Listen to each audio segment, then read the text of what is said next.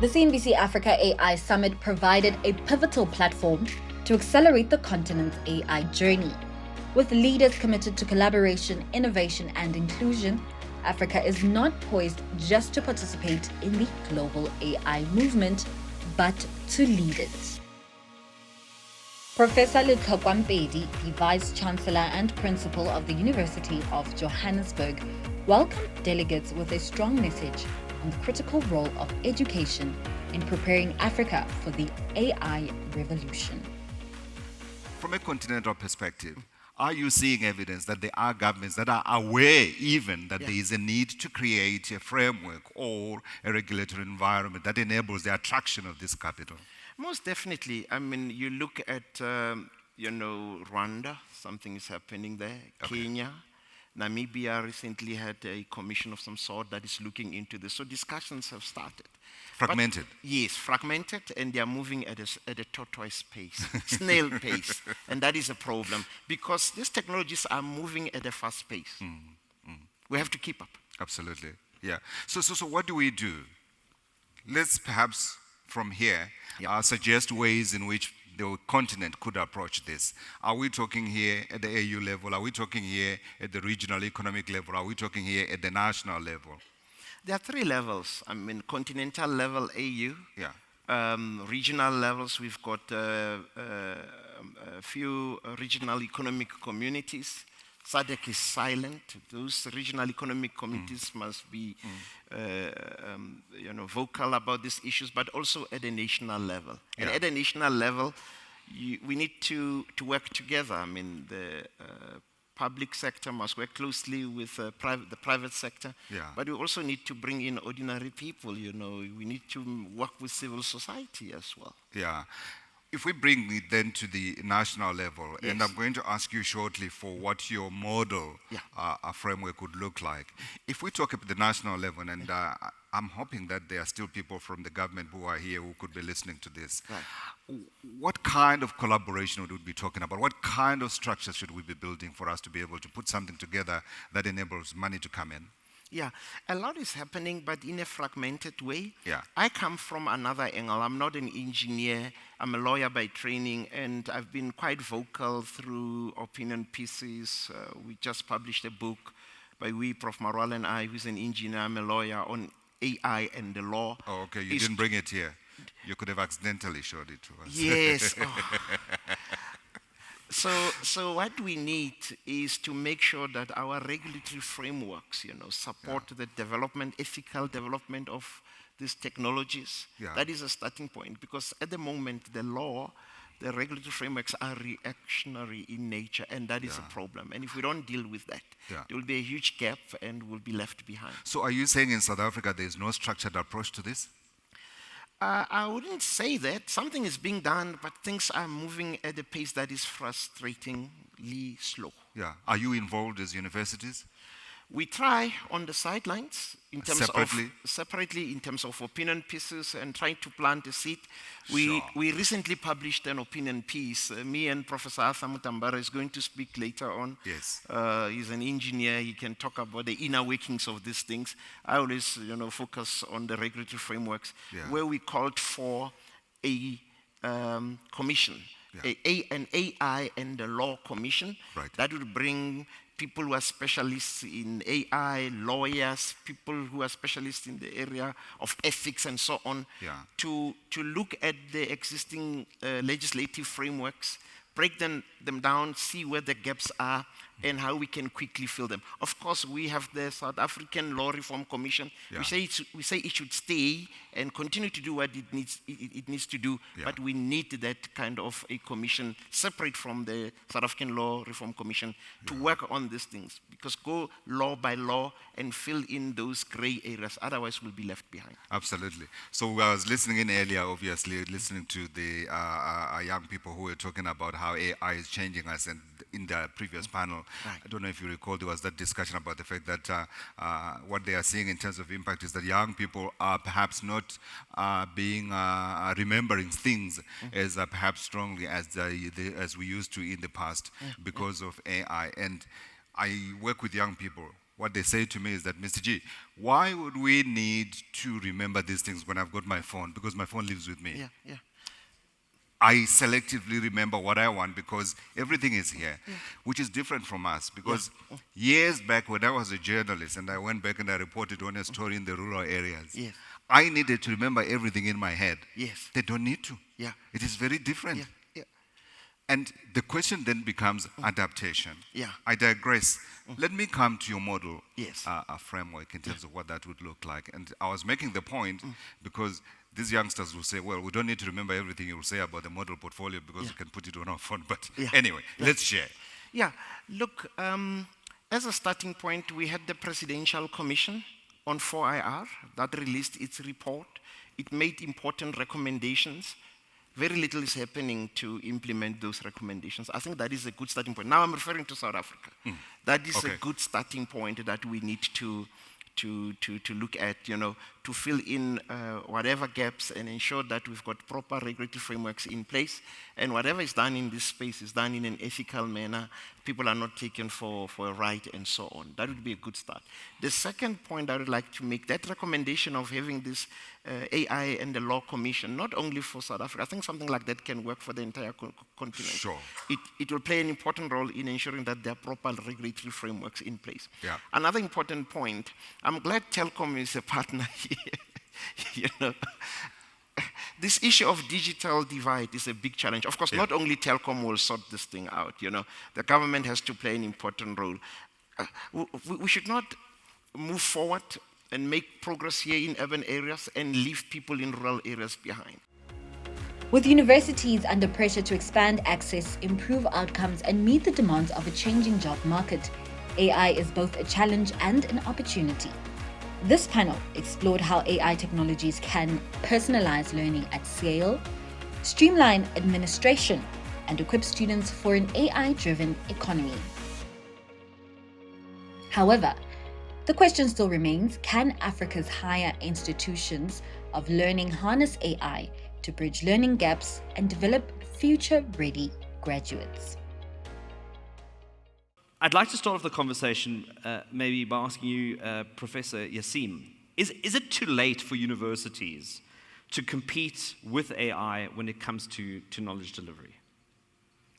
I actually think that universities, like you say, have taken a much more conservative sort of approach to AI, with the exception perhaps of the University of Johannesburg.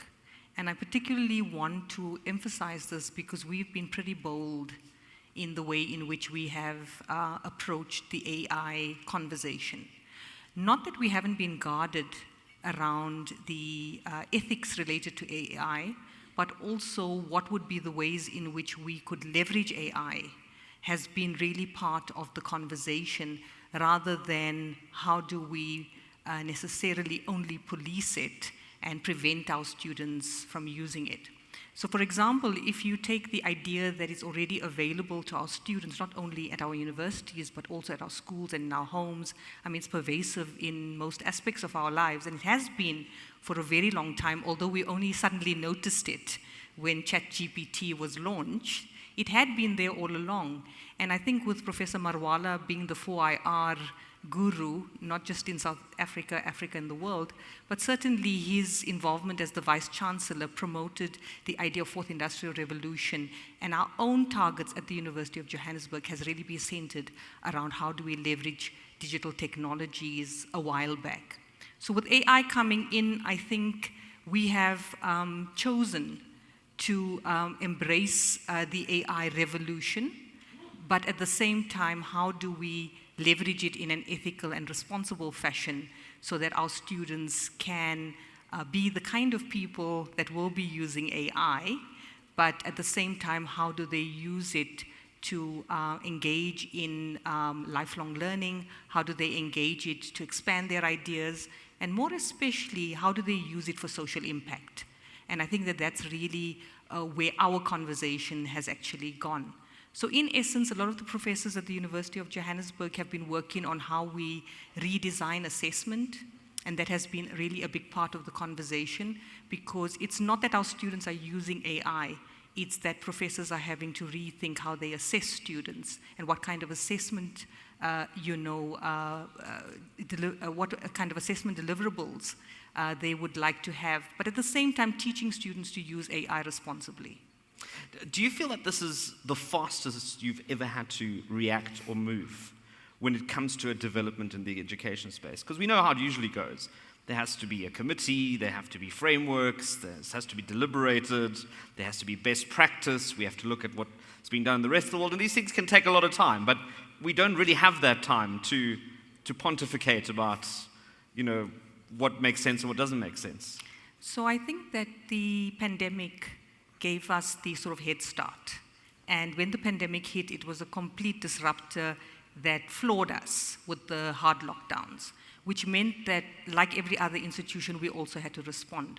So remember that we have seen digital disruption coming. So I think that you are absolutely right with its onset and the level of disruption and the speed at which technology is advancing. Yes, we've had to respond to it at a far faster rate. But I think the readiness is there. And I think that that's the big question. Are we ready for this? Now, I want to be really bold, and I think what I've listened to today has been sort of a little bit more conservative in my opinion. I think Africa has a particular advantage to be able to lead the AI landscape. I don't think we're leveraging it to our fullest potential, but I think that with us banding together and working on an Africanized approach to AI, I think we can really not only use what others innovate and develop, but we can become innovators and developers in our own right. I think Africa has a lot to offer, and as you know, we are the future because we have the most amount of youth, whereas lots of other places are dealing with an aging generation.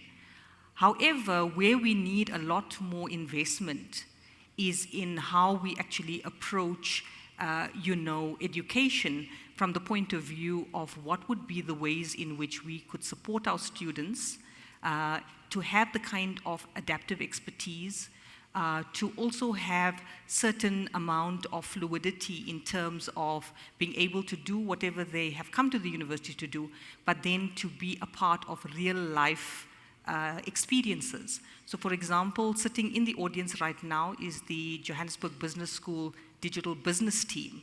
And I work really closely with them, so I identify them very quickly. And that team are a group of young people who are already working with business solutions almost immediately. So I think you need to have some of what is traditionally university, but to have only that in the age of AI is shooting yourself in the foot. I think you do need to give students an opportunity to innovate, to be part of solutions, and to also conceptualize things in real life and not only just what looks good on a piece of paper. Mm. Is this something that universities need to be collaborating on? I mean, do we have one big cloud or one big server room that services the whole tertiary space? Or is this a matter that everyone builds their own server farms and their own AI and their own intelligence and sort of runs their own show? Look, I can take you from experience and what we do at Telkom. We have Telkom Foundation where we look at the grassroots level, where in May we had a lab for underprivileged. We believe grassroots level to just make sure infrastructure is there. Maybe a lot can be done.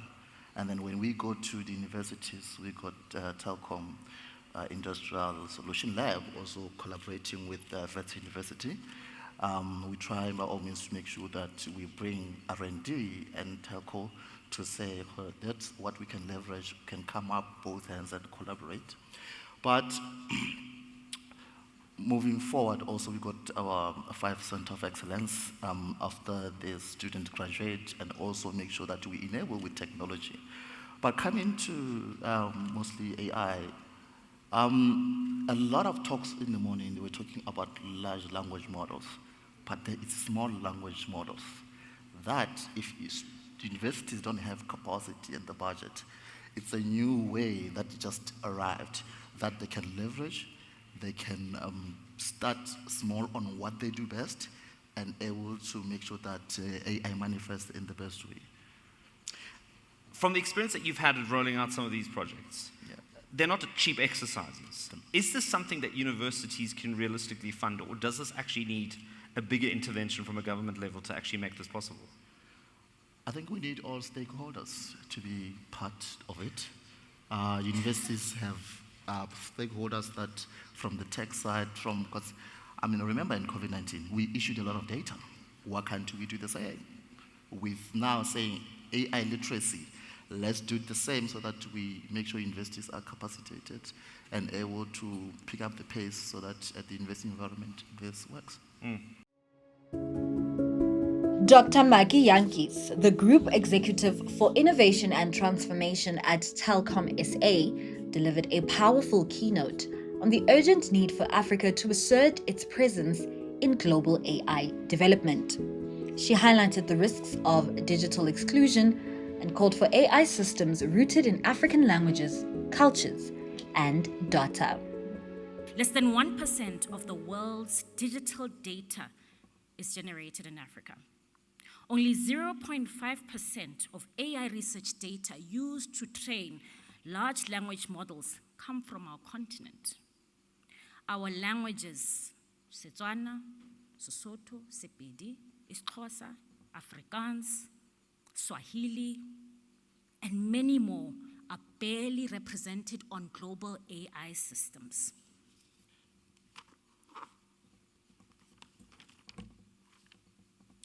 We also hold the most genetically diverse population in the world. Yet we contribute less than 2% of global genomic data. This means that AI-powered healthcare tools are honestly not optimized for African patients. The result? AI that struggles to understand our people, our needs, our realities, impacting services and their experiences. This is not just a technical gap, it's a new form of digital exclusion. As with the promises that came with the dawn of the internet, we therefore need to shape AI systems that reflect our cultures, our economic priorities, not only as a country, but as a continent. How can we then continue to elevate the national and continental role of AI? And I think the minister has given us a great foundation of how government is leading within this area. As AI is not just about automation in our organizations, it is also about leapfrogging developmental hurdles for our continent. By creating platforms to collect African languages, health records, agricultural and cultural archives, leveraging technologies such as IoT, mobile, and AI tools. We have to continue to invest and grow skills and capacity. I'll double click on this. Skills and capacity, because Africa is the future. Not as a slogan, but statistically we are the future. We have to ensure that we have capacity of data scientists, AI engineers, and community data stewards while promoting public awareness of data rights and values. In conclusion, Africa's story has never really been about catching up. It's always been about leapfrogging. We did it in telecommunications, we did it in fintech. We can do it again with AI. But this time we must build systems for Africans, by Africans, rooted in our values, languages, and realities. We appreciate the journey is complex, but the destination a connected, inclusive, innovative Africa. Let's ensure that when the history of AI is written, Africa's chapter will not be a footnote, but will instead be a headline. Thank you very much.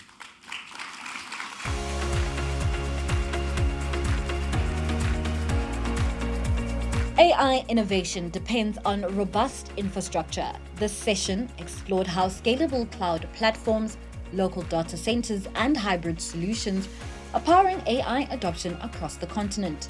It also tackled connectivity challenges and the importance of building resilient Africa-based infrastructure.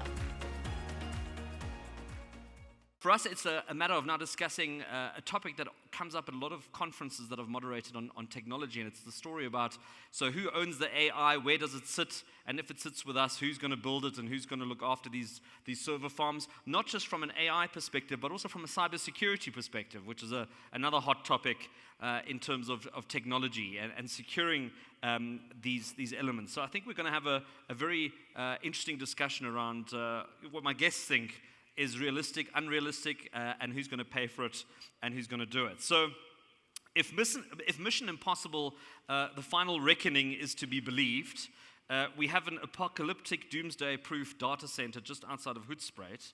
But realistically, Africa's infrastructure, is it mature enough and is it ready enough to support AI at scale? And if not, what's missing? So I think, Professor Mutambara, you're closest to me. So do you want to take a stab at that? Yes, thank you very much for this opportunity. The starting point is to go with the normative. We have no choice but to be players in the infrastructure that drives AI. We're using AI so much that we forget that AI does not run on water or air. It runs on infrastructure. When you say cloud, it's cloud to you, but it's physical infrastructure somewhere. So just to make sure that we understand why it is important, a company called NVIDIA, which is the key producer of the GPUs that drive AI, has a market cap as of today of $4.467 trillion. $4.67 trillion. It is the biggest company in the world. They don't do AI.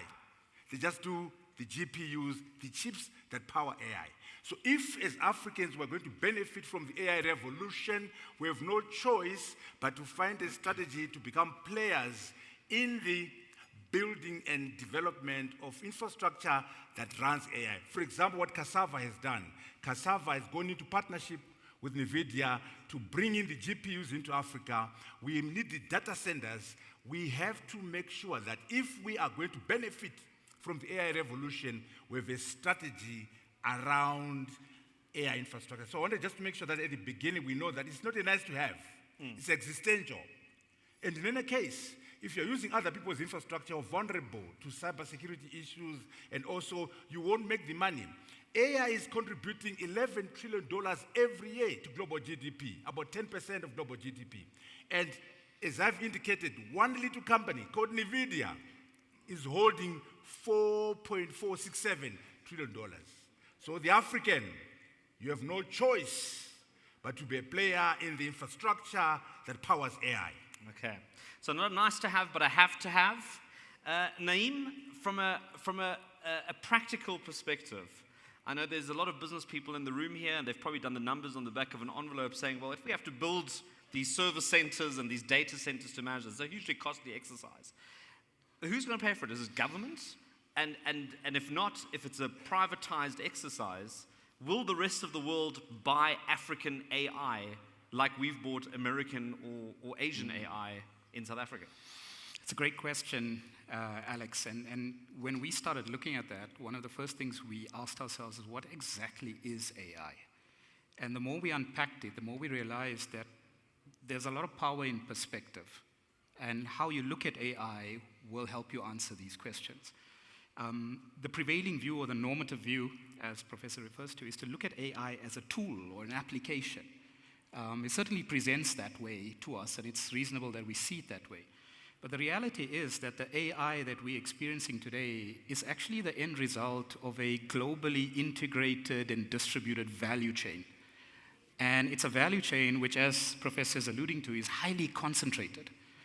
What that means is, if you look at the bits and pieces that make up the value chain, you go upstream, and the story of AI is very closely linked to the semiconductor industry. And where that starts, upstream, ironically, most often is on the African continent, because it starts with the raw materials. It starts with the silica, the graphite, the vanadium, the copper, all of those things that actually are used to create these modern chips that actually power the AI. So the starting point of the value chain very often is in Africa. Again, it raises that question of, do we export the raw materials? Are we beneficiating them on the continent? In which case, what is the infrastructure we need? That's not a data center. That's actually a production capabilities. And certainly the upstream elements of fabrication, of foundries, the designs and the chips from NVIDIA, the lithography, these things are in the hands of a very few. Lithography is 90% ASML in Holland. TSMC in Taiwan is dominating the foundry market, again, to that tune. And so when you start unpacking the value chain, you have to start looking closely, where is the opportunity? And as if you're a business person and you've got capital, that is really the question, is where does the capital flow? And we see a lot of opportunity across the continent in the downstream parts of the value chain. And this starts from the computational power that's required to power these AI, or the AI magic.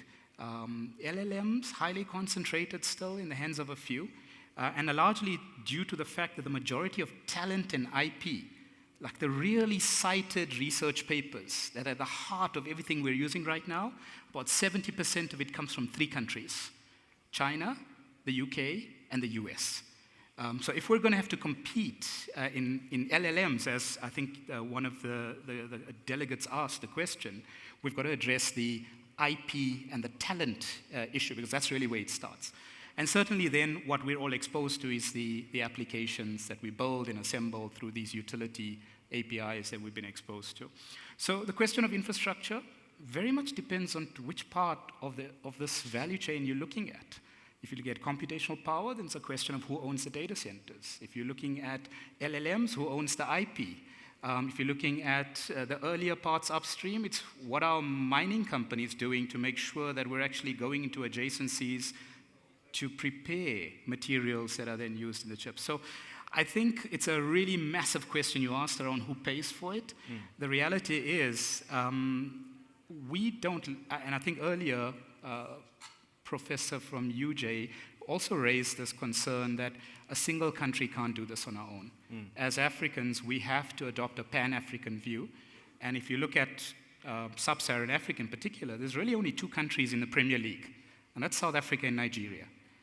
Premier League meaning the top 40 countries by GDP in the world.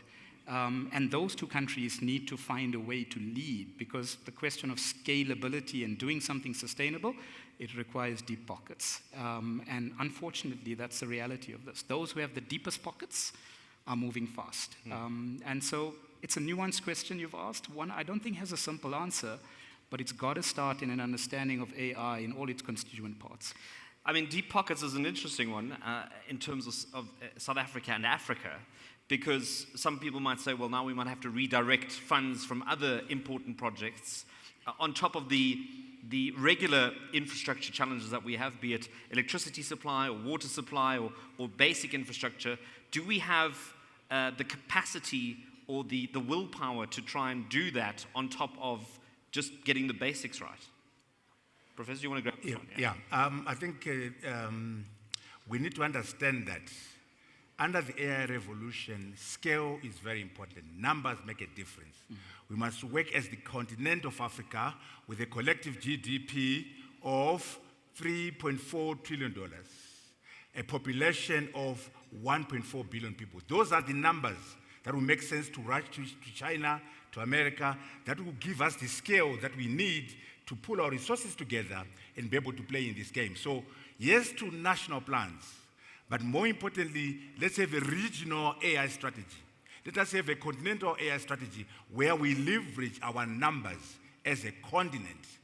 Because, when you talk about AI, the energy required to do those LLMs, there's not a single African country that can do it on their own, unless we do Inga Dam, for example. A collective AI project can work if we have energy of the level that we can get from Inga Dam. Because these AI infrastructure aspects are very energy hungry. So energy, you need a lot of energy, which we can get from scale. Money, we can get a lot of money if we collectivize. And then talent, to do an LLM. Some of these companies have 100 PhDs in one company working on those LLMs. So if we're going to be playing in the space of infrastructure, we must, yes, have our national plans, but think more about how do we work as SADC, ECOWAS, as East African Community, how do we work together as the African continent. Now, when you say Nigeria and South Africa are in the super, they're not. In terms of thought leadership on AI, Rwanda and Kenya are ahead of South Africa. I've done this study. So yes, the economy is big here in South Africa. Yes, the economy is big in Nigeria, but in terms of ideas and thinking through what's required for the AI revolution, Rwanda has done a better job. Kenya is way ahead of South Africa. So we must be very careful that we learn from the smaller countries. Learn from Singapore, learn from Malaysia, learn from UAE. We must leverage global best practice from across Africa and also from the global south. So going forward, I want to emphasize the need to work together as a continent of 1.4 billion people with a collective GDP of $3.4 trillion. Then we can have the amount of energy we need, the amount of money we want, and also the talent that is required to play in the role in the space of the hardware for AI. All right, so Rwanda or Kenai might be a thing going forward in terms of AI. But are the frameworks and the regulations aligned enough to make this happen fast enough? Because speed is a situation right now. And we've been debating inter-Africa trade, inter-Africa travel, I mean, goodness, for the last 10 or 20 years. And I think we still haven't made as much progress as I think a lot of people would like. So if we can't trade across borders, if we can't travel across borders, how are we going to get all these governments to talk to each other? Let's start with the framework.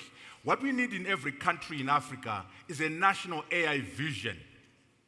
Having gotten the vision, we have a national AI strategy, which is the game plan that says from where we are, how to get to the vision. But more importantly, number 3, we need what we call a national AI implementation matrix.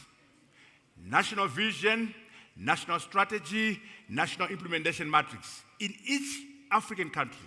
But that's not enough. At every regional level, SADC, ECOWAS, East African Community, Maghreb, we must have a regional AI vision, a regional strategy, and a regional implementation matrix. But that's not enough. We need a continental AI vision, a continental AI strategy, and then a continental AI implementation matrix. Those 3 levels, country, region, and continent, must talk to each other dynamically. That way we can then start to address the issue of how do we do AI together. You're very correct. We've talked integration for a long time. We've not done it.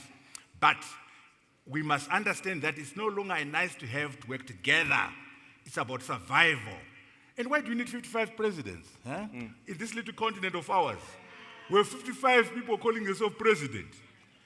China has 1.4 billion people, GDP $19 trillion, they have 1 president. India has 1.2 billion people, GDP of about $5 trillion, they have 1 prime minister. What's wrong with you Africans? 55 of you. This is the problem. We do not care much about integration. We talk it. Because, when we are united, when we have the United States of Africa, there will be 1 president, maybe coming from Gabon. Ramaphosa will be Minister of Agriculture. Is he ready?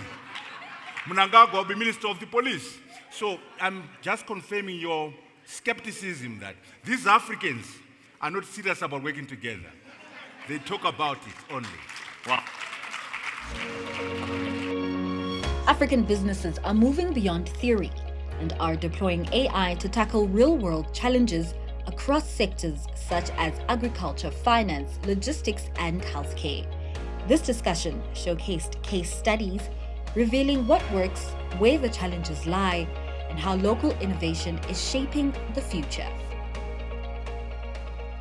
We've gotten a bit of a preview on some of the practical applications within the African continent, but yourself at helm of a leading technology company, just give us your observations of the real application of AI. Thank you, Kiamo. It's a pleasure being here. Very interesting question. I think we've probably had a bit of overload of AI today, and AI has been hyped for a long time. The critical question is, how do we apply it and how do we get value from it in a commercial sense, for society as a whole, and what are the typical types of use cases? So hopefully, after all the discussions that we've had, some of the use cases that I'll bring to bear will start highlighting how the technology is being harnessed to solve real problems.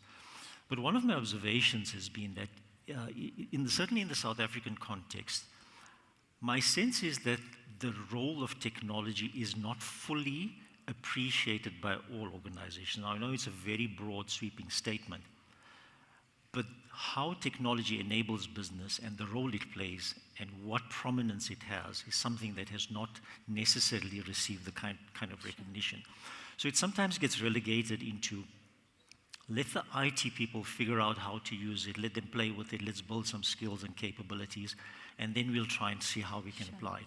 So hopefully some of the examples that I bring will show that we can be quite innovative. There were some challenges that we came about earlier in terms of how is Africa going to leapfrog, how do we use it, and hopefully some of these examples will highlight the potential if we really become creative and innovative. Yeah. Do you mind also getting into some of those examples you've made? Certainly. Before I do that, Kiama, if I can just paint a picture of why I think it's important. So there was a study that was commissioned last year, and some of the key findings from it was that the AI market in Africa is projected to have an economic value of worth $16 billion by 2030. And for it to have an economic impact of $1.2 trillion, and also the potential to enable 230,000 digital jobs. So the prize is worth really taking this quite seriously. The fiery fireside chat spoke about how do we localize it, bring the infrastructure, etc. But already we're seeing very unique cases solving African problems. Let me start with two examples in the health sector. And we had a panel earlier this morning talking about some of the challenges, especially when we have challenges in terms of reaching populations in rural locations or inaccessible places. This was a massive problem in Rwanda. And the ability to get drugs, vaccines, and blood to very remotely located clinics and hospitals was quite acute, resulting in very high levels of mortality. So a company called Ubenwa came up with this, that's wrong, Zipline. Yeah. They started deploying drones to deliver medication. But what was unique, where they applied the AI technology, is to look at weather data, to look at the terrain, where there were no roads. And these drones were fully autonomous. That means they could fly by themselves, avoid obstacles, and reach their destinations quite safely, and deliver the medication. At the back end, they applied AI technology to predict what medication would be required at which facility, when, because you also don't want to deliver medication too early, especially if it needs to be kept frozen and you don't have that facility. So this has proven to be quite successful. There are lots of stats that show how successful it has been, but some critical factors around that. The company Zipline now supports 4,800 hospitals across 5 countries, and they serve a population of over 50 million people. They do, on average, 1 delivery every 60 seconds, and those drones have already flown more than 150 million kilometers. That's the drones. Another challenge, and this was in Nigeria, and the professor was right. You'll see some of these examples and case studies come from Rwanda, Kenya, and Nigeria. Yeah. So in Nigeria, but this is not a Nigerian problem, the issue of prenatal asphyxia. This is when a child is born and is deprived of oxygen. The intervention has to be rapid, and there's a very short window to address that. And if you don't, it could result in mortality or disability because of the brain gets damaged with the lack of oxygen. The solution in well-developed societies and countries is to have what they call a blood oxygen analyzer. That comes at a price tag of $20,000 per unit, and it requires specialized skills to operate it. Yeah. Clearly not a solution that can be deployed en masse in these types of environments. So a company called Ubenwa in Nigeria came up with a solution. They created an app to put on your mobile phone, and what the app does, at childbirth, it listens to the sound of the child's cry. And it uses the biomarkers in those sounds, maps it against a database that they have developed of more than 10,000 babies' cries, that they've refined over a period of time. The accuracy that they have currently is 90% accuracy in terms of being able to predict an issue with that. And that comes at $10 per use. That is the kind of differentiated technology that can be applied and solving problems that are not your run-of-the-mill problems, you're thinking really out of the box. What the company has further done is they've taken that data, and now they're sitting on, and the issue about data and how we use it and monetizing came up. So they've now created an app called Nanny, and you can use that to measure your child's breathing patterns, cries, and that will tell you what the issue with the child may be, whether it's hungry.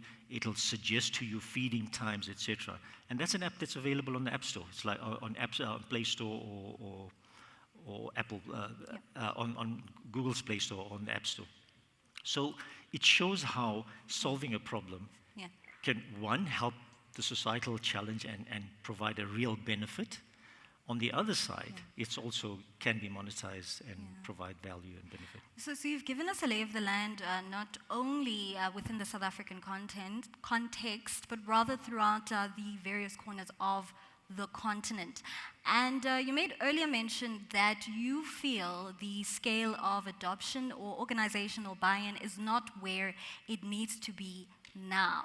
Now, taking into consideration the various examples that you have mentioned that easily are at the disposal of a number of people, one, what do you think the powers that be, I'm talking about whether it be policy, government, in the African context, needs to do to adopt this tool a lot faster? I think it's a great question.